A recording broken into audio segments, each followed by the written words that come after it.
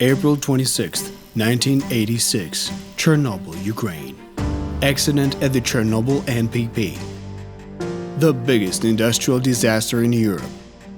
Its long-term consequences turned out to be more terrible than the atomic bombings of Hiroshima and Nagasaki. Over 200,000 square kilometers of polluted territory, forever deserted cities, and radiation that keeps slowly killing people 26 years later.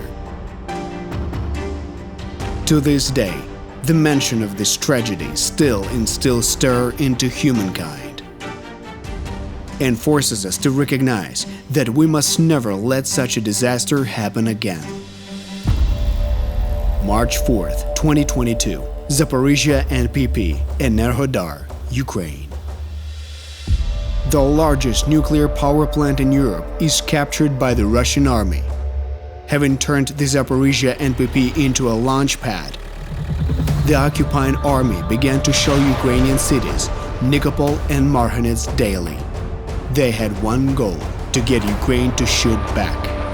Ukraine did not fall for the provocation, so the Russian army started to shell the ZNPP themselves. They blamed the shelling on the Ukrainian army.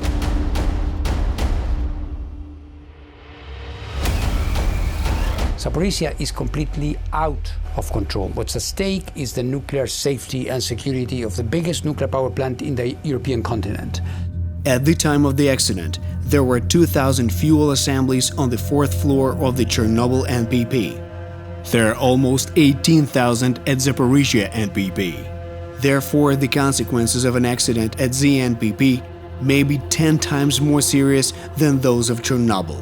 In the event of such a disaster, the potential exclusion zone will be up to 30,000 square kilometers. Additionally, the potentially polluted area will reach 2 million square kilometers, covering Moldova, Romania, Bulgaria, and even Turkey. To avoid a catastrophe, Ukrainian representatives, the director of IAEA, and UN member representatives suggested that Russia create a demilitarized zone around Zaporizhia NPP, withdrawing the military equipment and personnel. Russia refused. Being unable to win on the battlefield, Russia uses nuclear blackmail to get Ukraine to capitulate as a last resort, hoping that if Kyiv does not make concessions, its allies will pressure it to do so, implicitly hinting any EU country's NPP can be captured. The European Union also has nuclear power plants. Accidents there are possible too.